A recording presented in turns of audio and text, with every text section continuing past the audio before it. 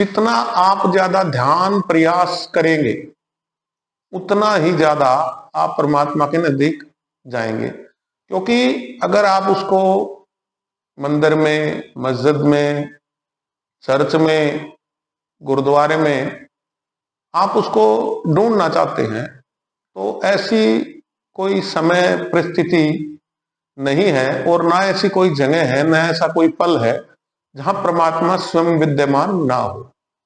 ईश्वर एक अपार शक्ति है और उस परमात्मा रूपी ईश्वर को, अपार शक्ति को आप किसी एक जगह ढूंढते हैं तो ये बड़ा कठिन हो जाता है।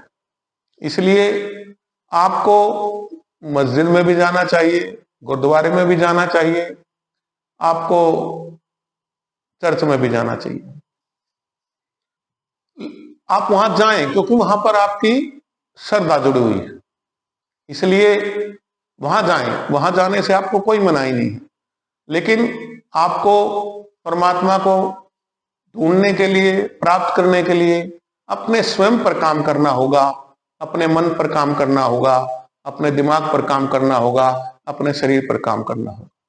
जब तक आप अपने ऊपर काम नहीं करेंगे परमात्मा आपको प्राप्त नहीं हो पाएंगे। जैसे उदाहरण के तौर पर मैं आपको एक बात बताना चाहता हूं।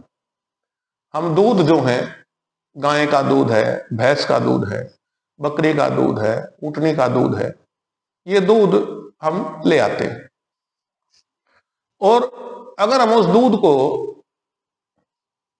गर्म किया और पी लिया तो हमें दूध ही लगता है कि हमने दूध पी लिया।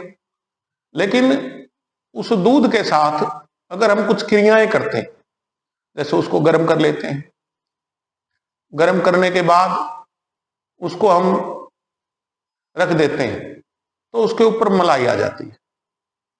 एक दूध की जो है ना मोटी परत उसके ऊपर जम जाती है। फिर इसके बाद जैसे ही हम उसको शाम को किसी बर्तन में रख देते हैं और उसमें थोड़ा सा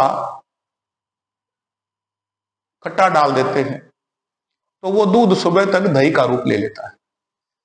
और जब वो दूध दही का रूप ले लेता है तो सुबह उसको हम मंथन करते हैं, उसको हम मथते हैं। जैसे रई होती है, आजकल तो बिजली की रई आ गई है, पहले हाथों से जो हमारी माताएं थी, जो हमारी दादियां थी, वो हाथों से उसको मलती थी। तो